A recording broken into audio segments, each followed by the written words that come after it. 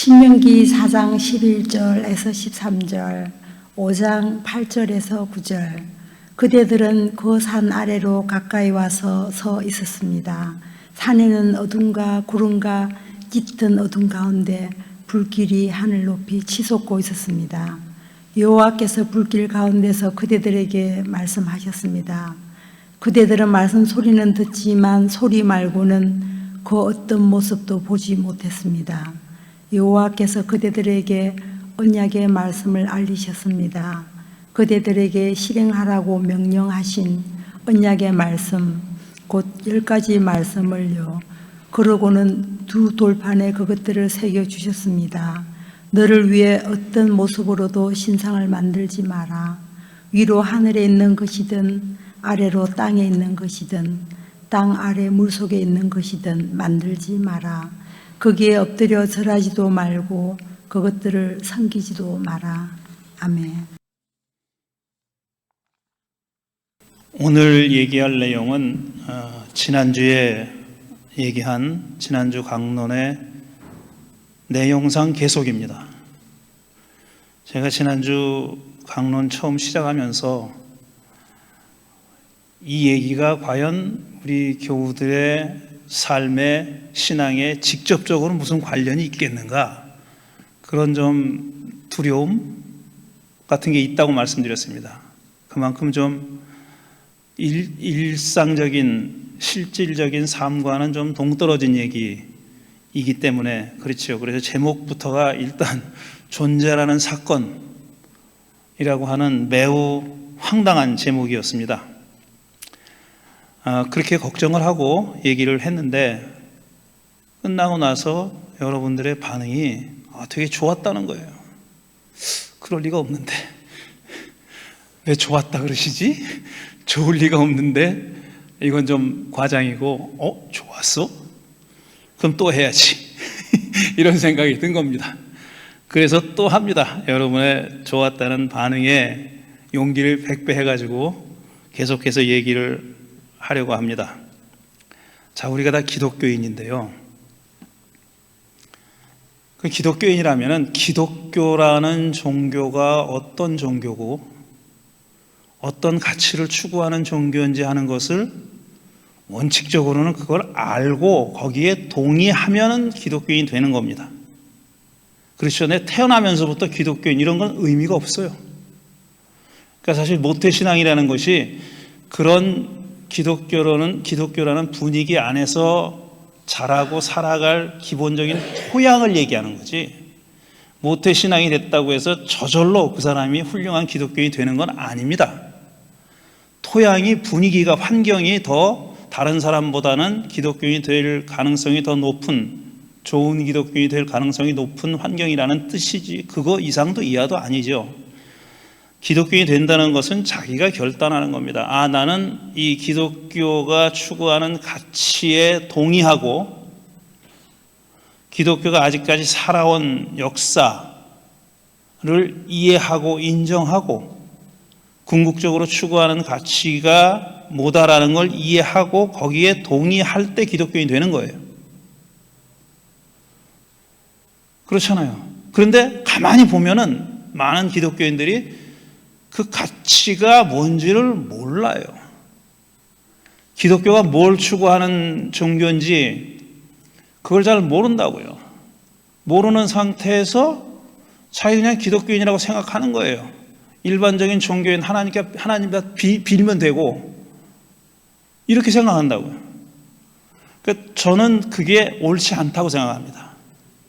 그러니까 기독교를 전하는 거, 우리가 기도 시간에도 얘기했지만, 기도 순서에도 얘기했지만, 오지에 가서 기독교를 전하는 거 좋아요. 좋은 일이에요. 그런데 올바른 기독교를 전하는 게 중요하지, 그 사람들로 하여금 그냥 예수의 이름을 알게 한다라든가 기독교라는 존재를 이식한다든가 그거는 필요 없는 일이라고 생각합니다.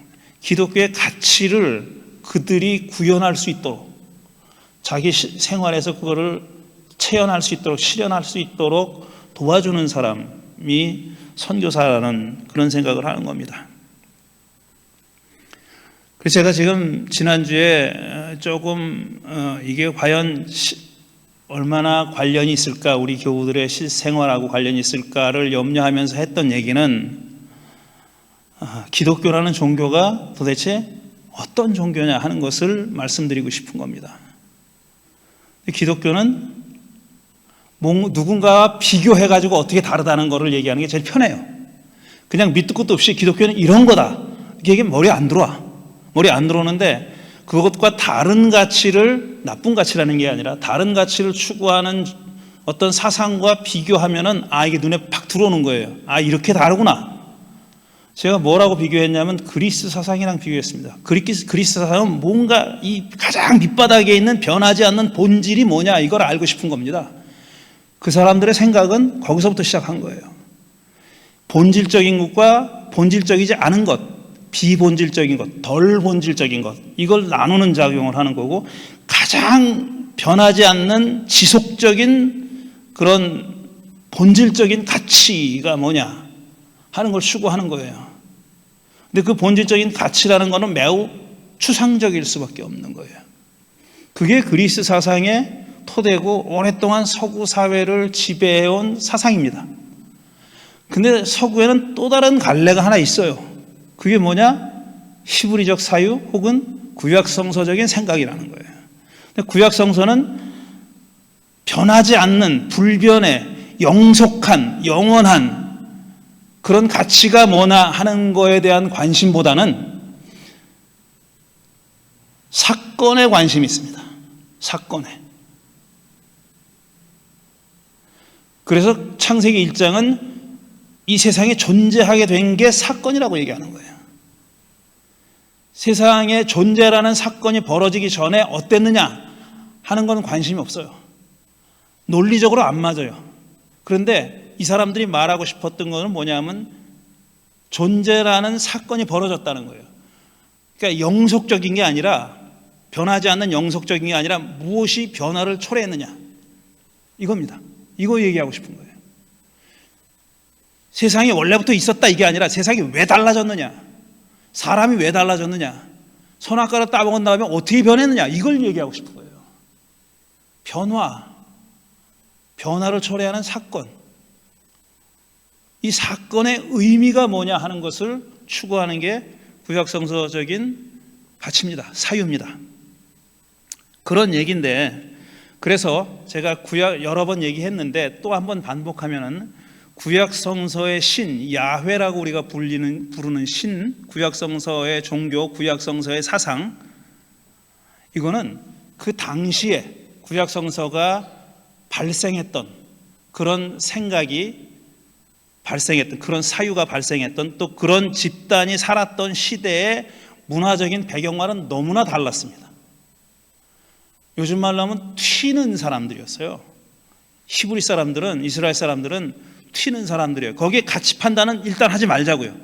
튀니까 좋다, 튀니까 나쁘다 이런 생각 하지 말고 일단 튀는 사람이었고, 야훼라는 신은 튀는 신이었고, 이스라엘이라는 종족은 튀는 종족이었습니다. 무엇과 비교해서? 그 주위에 그 당시에 살았던 많은 종족들과 그들이 믿었던 신과 비교하면 굉장히 튀는 존재였어요. 그리스와 히브리적 사유가 이렇게 달랐던 것처럼 비교하는 거예요. 지금 어떤 점에서 튀냐 하면, 첫째, 이스라엘 사람들은, 이 자들이란 말을 제가 낮춰서 하도 일주일 내내 이 자들 이놈들 하다 보니까 그냥 입에 붙어버렸네. 이 사람들은 신이 하나라고 믿은 거예요. 물론 처음부터 신이 하나라고 믿지는 않았어요. 그리고 상당히 오랫동안 신은 여럿 있는데 우리는 이 신만 믿겠어, 야훼라는 신만 믿을 거야, 다른 신은 안 믿을 거야, 이렇게 된 거예요. 근데 그 당시의 문화적인 배경은 그렇지 않았습니다. 모든 종족이 거대한 문명권을 이루고 있던 이집트와 메소포타미아를 포함해가지고 그 중동 문화권의 모든 종족들의 신은 여럿이었어요. 다수입니다. 다신교예요. 그래서 신들이 다 각각 기능을 가지고 있어요.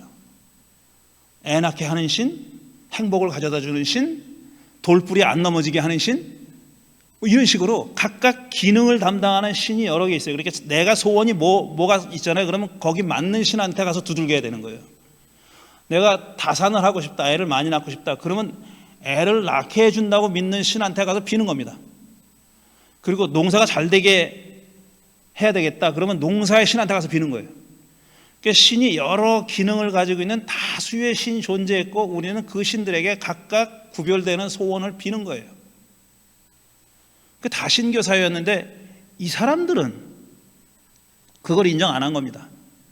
아니야, 우리는 야훼라는 신만 믿는데 이 신이 이 모든 것, 니들이 다 기능을 나누는 기능을 이 신이 다 해, 이렇게 믿는 거예요. 그러니까 신의 숫자만 하나로 고정한 게 아니라 그 안에는 매우 다른 큰 의미가 들어있습니다. 어쨌든 그 얘기를 길게는 못하니까 신이 하나였다, 그게 첫 번째 차이고요. 우리 1, 2, 3 좋아하시는 분 있잖아요. 그러니까 1, 2, 3입니다 오늘도. 두 번째, 이 이스라엘이 믿었던 야훼라는 신은 노예들의 신입니다. 이건 정말 그 이후에도 오랫동안 유례가 없는 일이에요. 신이라 하면은 당연히 권력을 가진 자들의 신입니다. 권력이 없는 사람은 권력을 가진 자들의 신을 따라가는 거예요. 그냥 모든 신이 다 권력자들의 신이에요. 힘 가지고 있는 사람의 신이에요. 근데 이스라엘의 신, 히브리 노예들의 신 야훼는 처음부터 나는 너희들의 하나님이다. 그 너희들이 누구냐? 이집트에서 종살이 하던 노예들입니다. 노예들의 신이라고 그러는 거예요. 이거 노예들의 신이 역사상 최초로, 인류 역사상 최초로 나타난 것이고, 그 이후에도 오랫동안 이런 신은 등장하지 않았어요. 노예들의 신이라는 점이 두 번째 큰 특징입니다. 세 번째 특징은 뭐냐? 이 야훼라는 신은 신상을 만들지 말라 그랬어요. 이거 굉장히 특별한 겁니다. 독특한 겁니다. 신상을 만들지 말아라. 왜냐? 하나의 예외도 없이 그 당시에 모든 종족의 모든 신들은 다 신상을 가지고 있었어요. 신상에다 절하고 제사 드리고 그렇게 했던 거예요. 근데 이 신은 이상하게 신상을 만들지 말라 그런 겁니다. 절대로 만들지 말라고. 아니, 만들어도 되는데 웬만하면 만들지 마, 이게 아니에요. 절대로 만들지 말아라. 만들지도 말고 절하지도 말고 섬기지도 말아라. 그렇게 강조했습니다. 그런 신이에요. 하나밖에 없는 신에다가 그 다음에 두 번째로는 뭐라 그랬어요? 금방 얘기하고도 잊어버렸네. 노예들의 신이라 그랬고, 세 번째는 신상을 만들지 말라 하는 이 세 가지 특별한 점이 있는 겁니다. 자, 그러면은 오늘 하려고 하는 얘기는 왜 이 신은 신상을 만들지 말라 그랬을까? 왜 야훼라는 신은 신상을 만들지 말라 그랬을까? 그게 지금 하려고 하는 얘기입니다. 그런데 그 질문을 하기 전에 먼저 해야 할 질문은 뭐냐? 왜 다른 신들은 다 신상을 만들었을까? 이유와 목적이 있을 거 아닙니까? 신상을 만든 사람들이 우리는 저 신을, A라는 신을 섬긴다 그러면서 A 신상을 다 만들었어요. 또 그거 하나만 만든 게 아니라 A, B, C, D 여러 개를 만들어 놓고 그 신상에 때마다, 필요할 때마다 자기 이슈에 따라서 가서 경배하고 절하고 제물 바치고 그렇게 했던 거예요. 다 신상이 있습니다. 왜 신상을 만들었을까? 그걸 먼저 물어야 되겠죠. 그럼 여러 가지 둘로 나눌 수 있어요. 정치적인 이유와 종교적인 이유가 있습니다. 첫째로 정치적인 이유는 그게 쉬우니까 신상을 만들어 놓고 부리는 게 좋아요. 어차피 지배자들의 신이고 권력자들의 신이잖아요. 그러니까 우리가, 너희들이 믿는 신은, 우리가 다 같이 믿는 신은 안 보여. 이거보다 눈에 보이고 거기다 절하게 만들고 거기다 제물 바치게 만들고, 이게 지배자들한테는 편합니다. 훨씬 더. 그래서 고대의 많은 권력자들은, 절대 권력을 가지고 있는 사람들은 신상뿐 아니라 엄청난 건축물을 세운 거예요. 그 건축, 신전이나 궁전을 그렇게 크게 지은 것은 그들이 그게 필요해서 지은 게 아닙니다. 필요해서 지은 게 아니야. 자기의 권력을 과시하느라고, 그 웅장함에 기죽으라고 그렇게 하는 거예요. 신상에 조그마한 신상 지은 사람 없어요. 다 크게 짓습니다. 크게 만들어가지고 위압감을 느끼도록 하는 거예요. 그 신에 대한 신에게서 느끼는 위압감과 권력자들에게서 느끼는 위압감이 같은 거예요. 그러니까 신상을 만드는 게 정치적으로 필요했던 겁니다. 두 번째로 뭐냐? 두 번째로는 종교적으로 뭔가 가시적인 것이 필요합니다. 이 우리 인간의 거의 본능에 가까운 거예요. 신을 우리가 믿는데 보이지 않는다. 그분이 어떤 신인지 잘 모르겠다. 그러면은 매력이 떨어지죠. 왜? 인간은 뭔가 확실한 것을 원하기 때문에. 종교에 있어서도 확실해야 돼요. 그래도 설교 강론도 확실하게 이렇다 얘기해야 되는 거예요. 저처럼 그렇지 않게 얘기하는 사람은 인기가 없는 거예요. 그게 그럴 수도 있는데 이렇게 얘기하는 사람은 종교적이지 않은 거예요. 그게. 왜냐하면 사람은 늘 자기가 추구하는 가치가 분명해야 됩니다. 그래야 불안이 없어져요. 불안감이 줄어들어요. 뭔가 확실한 걸 내가 믿고 있다, 기대고 있다. 확실한 거에 기반을 두고 내 신앙이 거기 구축돼 있다라고 해야 되는 거예요. 그게 제일 좋은 게 시각적인 자극을 주는 신상입니다. 눈에 보이는 걸 제일 믿어요. 백문이 불여 일견이잖아요. 눈에 보이는 게 제일 신뢰가 가는 겁니다. 그래서 신상을 만드는 거예요. 그러니까 종교적으로는 불확실성을 없애기 위해서 만드는 겁니다. 종교가 머리로는 그렇게 생각해요. 종교란 본래부터 불확실한 거다라는 생각은 가지고 있지만 불안하거든. 그러니까 뭐라도 만들어서 이 불확실성을 줄이고 싶은 거예요. 그래서 신상을 만듭니다. 이게 신상을 만드는 이유, 크게 봐서 두 가지 이유가 있는 건데, 그럼 야훼는 왜 신상을 만들지 말라 그랬을까? 왜 금지했을까? 이게 오늘 할 얘기잖아요. 오랫동안 뭐라고 생각했냐면은, 옛날 사람들은, 고대인들은 그 신이, 자기들이 섬기는 신이 그 신상 안에 들어있다고 믿었다. 그래서 신상을 만들었다. 그 신상을 신과 동일시했다 라고 생각해 왔어요. 근데 서구 사람들이 그렇게 생각해 온 겁니다. 그래서 옛날 사람도 원신이다, 미개하다 이렇게 생각한 거예요. 근데 지금 직간접적으로 발견되는 여러 가지 증거로 미루어 짐작하건대 옛날 사람들도 그 신과 신상을 동일시하지 않았다. 이게 결론입니다. 이게 종교학의 결론이에요. 오랫동안 옛날 사람들은 미개해서, 이게 미련해서, 바보 같아서, 우리같이 이렇게 똑똑하지 않아서, 이성적이고 합리적이 아니어서 신과 신상을 동일시했는데 그게 아니라는 거예요. 신과 신상을 동일시하지 않았다는 게 밝혀졌기 때문에 야훼가 신상을 만들지 말라고 한 이유는 그 신상과 나를 동일시하지 말아라 라는 뜻이었다라고 오랫동안 생각했거든요. 그게 아니라는 거예요. 옛날 사람도 그렇게 생각하지 않았다는 겁니다. 그럼 왜 금지했을까? 왜 금지했을까? 오늘 읽은 두 성서구절, 신명기 4장과 5장인데요. 다시 한번 읽어드릴게요. 잘 들어보세요. 신명기 4장 11절 이하 보면, 그대들은 그 산 아래로 가까이 와서 서 있었습니다. 지금 하나님의 계명을 받는 그런 순간이에요. 이스라엘 사람들이 출애굽해가지고 호렙산 혹은 시내산에, 같은 산입니다. 산에 가가지고 하나님으로부터 계명을 받는, 하나님을 만나고 언약을 체결하고 계명을 받는 그때의 이야기를 회고하는 거예요. 모세가. 그대들은 그 산 아래로 가까이 와서 서 있었습니다. 산에는 어둠과 구름과 짙은 어둠 가운데 불길이 하늘 높이 치솟고 있었습니다. 자, 이 사람들이 눈으로 본 건 불길이에요. 검은 구름, 짙은 어둠, 그 다음에 그 불길.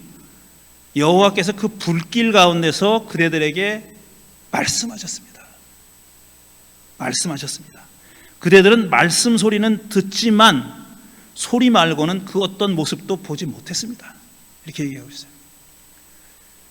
이 사람들이, 이스라엘 사람들이 언약을 맺으면서 눈으로 본 건 야훼가 아니에요. 검은 구름과 불길이었어요. 그 가운데서 무슨 일이 일어났냐면 목소리가 들렸다는 거예요. 음성이 들렸다는 거예요. 그러니까 이들은 신을 보지 못했어요. 목소리만 들은 겁니다. 그 두 번째로 읽은 5장에서는 신상을 만들지 말라 그러잖아요. 하늘 위에 땅 위에 물 속에 있는 그 어떤 것으로도 신상을 만들지 말고 절하지 말고 섬기지 말라 그랬잖아요. 그러니까 이 사람들이 신의 산에서 경험했던 것은 목소리를 듣는 사건이었습니다. 근데 목소리라는 게 녹음기가 있습니까? 뭐가 있습니까? 없어지는 거예요. 금방.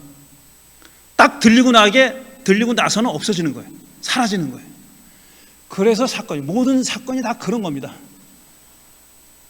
전태일 열사가 자기 몸에 신나를 뿌리고 불을 붙였어요. 그 순간에 일어난 사건이에요. 불과 몇 분 걸리지 않은 사건이잖아요. 그런 게 사건이에요. 근데 그 사건이 가지고 있는 의미는 지금껏 노동자의 권리를 위해서 일하는 사람들에게 가장 모범적인 노동자예요. 근데 그 사건은 사라졌어요. 70년대에 일어난 일이니까 그때 누가 사진을 찍었나 못 찍었지 아무도 못했죠. 그 기록이 없어요. 그래서 사건이란 이런 겁니다. 순간에 일어난 건데 그 사건이 갖고 있는 의미가 지대할 때 그걸 사건이라고 얘기하는 거예요.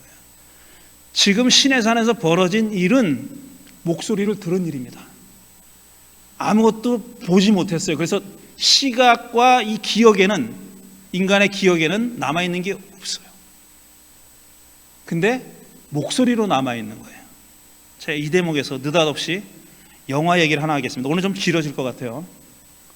미리 말씀드립니다. 제가 제일 좋아하는 한국 영화가 오랫동안 8월의 크리스마스라고 그랬어요. 이거 뭐 느닷없이 이런 무거운 얘기 하다가 왜 이런 멜로 영화 얘기를 하느냐. 한석규 시문화 주연의 8월의 크리스마스라는 영화입니다. 좀 이따 올려주세요. 지금 올려놓으세요. 저 사진은. 자, 이 영화는 많이 보셨겠지만 안 보신 도 있을 테니까 뭐 스토리라고 할 것도 없고 진짜 간단하게 얘기하면은 이 한석규가 연기하는 정원이라고 하는 청년은 30대 청년입니다. 그런데 조그만 사진관을 해요. 필름 사진관이에요. 그때 뭐 디지털이 없는 시대였으니까 필름 사진관을 운영하는데 이 친구가 시한부예요. 무슨 병에 걸렸는지는 얘기 안 하는데 어쨌든 몇 달 있으면 죽게 될 사람이에요. 1년이 안 돼서 죽게 돼 있는 그런 사람입니다. 근데 그 동네에서 주차 단속원을 하는 다림이라고 하는 이 시문화가 연기하는 아가씨가 있어요. 20대 아가씨입니다. 젊은 여성인데 어떻게 둘이 썸 타다가 이제 연애를 하게 됩니다. 그러다가 결국 정원이 죽어요. 짧은 한 6개월 동안 벌어진 일, 여름에서부터 겨울까지 벌어지는 일입니다. 그 일을 그린 영화가 8월의 크리스마스예요. 제가 그 예수와 함께 본 영화라는 책을 오래전에 썼을 때 그 책에서 제일 제 마음에 드는 꼭지가 이거라고 얘기했어요. 제가 부끄럽지만 지금 읽어봐도 와, 잘 썼다 생각이 드는 유일한 챕터입니다. 이 챕터가. 이 영화는 어떻게 시작하냐면 이런 대사로 시작합니다. 나는 어렸을 때 아이들이 모두 가버린 텅 빈 운동장에 남아있기를 좋아했다. 그곳에서 내 곁에 없는 어머니를 생각하고 아버지 그리고 나도 언젠가는 사라져버린다는 생각을 하곤 하였다. 이런 대사로 시작해요. 어렸을 때 몇 살 때였는지 모르겠어요. 이 주인공이 이런 생각을 하게 된 게 사라져버린 어머니, 아버지와 나도 언젠가는 사라지겠구나 하는 생각을 그 꼬마가 운동장에 앉아서 아이들이 노는 걸 보고 생각했다는 거예요. 그런 생각을 했다는 거예요. 그 책에도 썼지만 제가 몇 살 때인지 모르겠어요. 아주 어렸을 때 두 가지 기억이 분명히 나는 게 있습니다. 하나는 아주 초등학교 저학년 때였을 거예요. 저는 자고 일어나면 아침이 되는 게 그렇게 신기했어요. 잘라고 누웠잖아요. 책을 막 동화책을 보다가 눈이 아파. 그러면 이제 그만 보자 그러고 눈 감고 잠이 들잖아요. 근데 그 다음에 깨보면 아침이 되는 게 너무 신기했어요. 어떻게 아침이 되지 이게? 내가 가만히 있는데 어떻게 아침이 되지? 그거 하나 하고 수수께끼 같은 거였어요. 그게 저한테는 아침이 된다는 사실이. 그 다음에 또 하나는 흐르는 시냇물이 겨울이 되면 춤은 얼잖아요. 근데 가만히 생각해 보면 이 보이지도 않는 물 분자가 흘러갑니다. 흘러가는데 그 시점에서, 어느 시점에서 거기서 딱 쓰는 거잖아요. 얼었으니까 쓰잖아요. 그게 너무 신기한 거야. 야, 어떻게 이렇게 바뀌지? 쓰지? 흘러가던 게, 잘 흘러가던 게 거기서 딱 멈춰가지고 어떻게 멈출 수가 있지? 하는 거. 그런 게 참 오랫동안 여전히 제가 기억하고 있는 질문인데,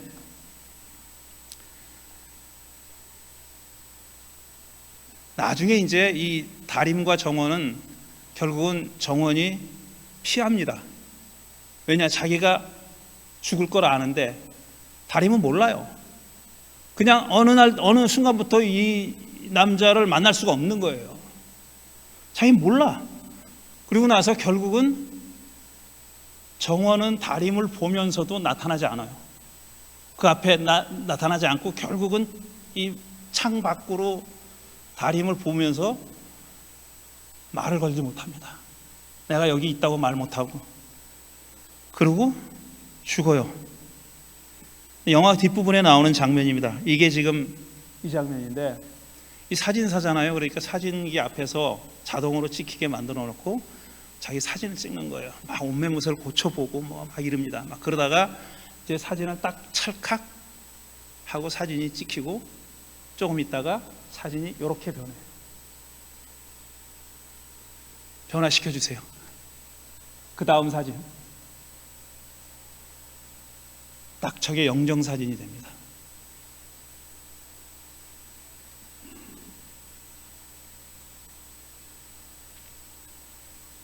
그리고 나서 얼마의 시간이 흐른 후에 다림은 정원이 죽은지도 모르고 문 닫힌 사진관으로 옵니다.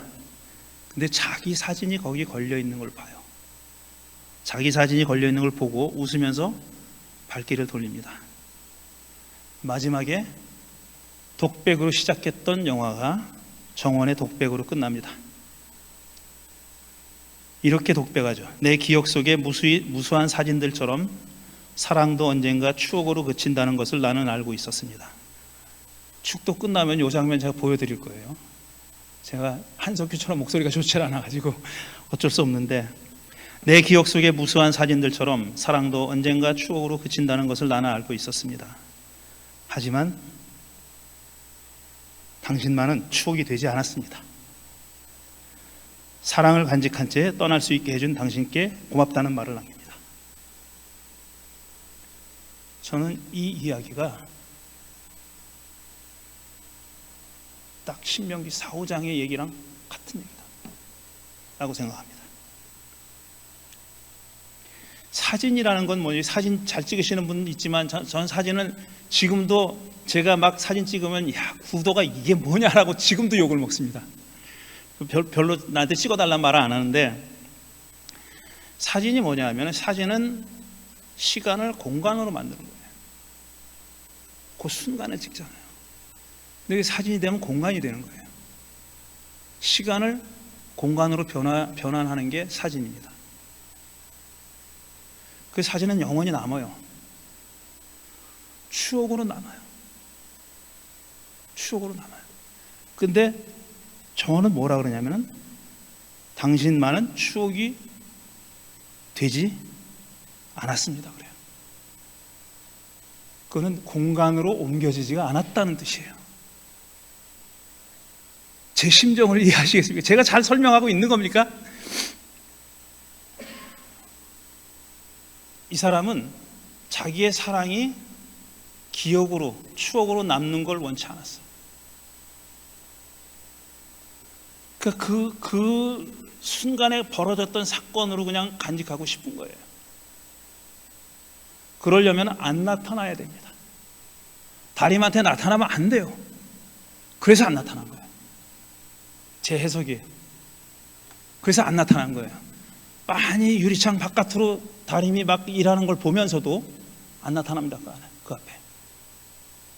그는 그때 사건으로 남아야 되는 겁니다. 무의식에서 그렇게 생각한 거라고 저는 믿어요. 그 감독이 그걸 생각하고 찍었다고 생각합니다. 왜 신상을 만들지 말라 그랬냐 하면은 시간적인 사건을 공간으로 만드는 것이 야훼 신앙에 맞지 않기 때문입니다. 야훼 신앙은 주어져 있는 어떤 가치를 계속 반복하는 게 아니에요.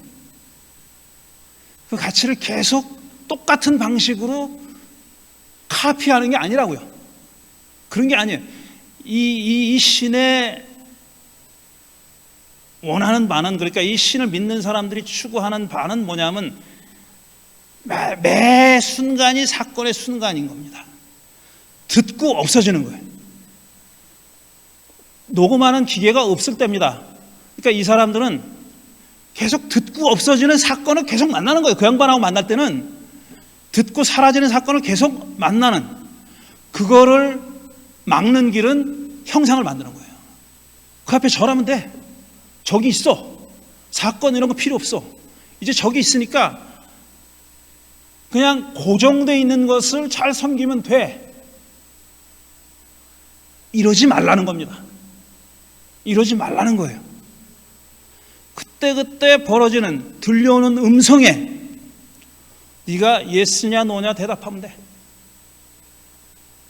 그러고 싶은 거예요.